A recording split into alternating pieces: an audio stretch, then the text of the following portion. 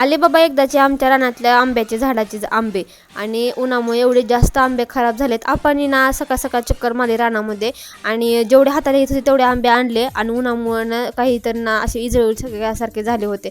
सगळ्यांनी थोडे थोडे खाऊन घेतले. इकडे लेकरांचं ना उन्हामध्ये थंड थंड काहीतरी माझा वगैरे प्यायचं चालू होतं. म्हणून आता स्वयंपाक तर झाला होता आणि सगळ्यांना भुका लागल्या होत्या म्हणून ना बाहेरच झाडाखाली ना जेवायला घेतलं. उन्हाळ्यामध्ये ना झाडाखाली जेवण्याची खरंच मजा वेगळी आहे. गावाकडनं ह्या गोष्टी खूप छान एक्सपिरियन्स करायला भेटतात.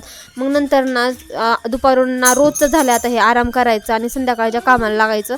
मस्तपैकी ना गाणे लावले आणि मग कामाला सुरुवात केली. घर वगैरे झाडून घ्यायला सुरुवात केली आणि सकाळून फरशाना पुसून घेतल्या ना तर खूप जास्त घाण होतात आणि आमचा हा कोबा आहे त्याच्यामुळे ना पायासुद्धा गेलेले लगेच उमटतात. म्हणून मी 4-5 वाजताच ना फरशी वगैरे पुसून घेत असते म्हणजे आपल्याला सुद्धा फ्रेश वाटतं. आणि मग फरशा पुसून घेतल्यानंतर ना हे आमचं पुदिन्याचे झाड मी तुम्हाला मागच्या काही ब्लॉगमध्ये दाखवलं होतं की त्याला मुंग्यांनी खाल्लंय.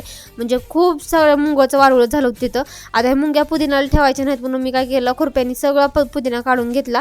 ह्या टपामध्ये काही थोडासा पुदिना लावून घेतला आणि चिक्कूच्या आळ्यामध्ये थोडा काही लावून घेतला. म्हटलं आता जिथला येईल तिथला येईल, कारण मला पुदिना खूप जास्त आवडतो आणि आता म्हणूनच मी म्हटलं की दुसरीकडे लावून बघतो, आलं तर आला.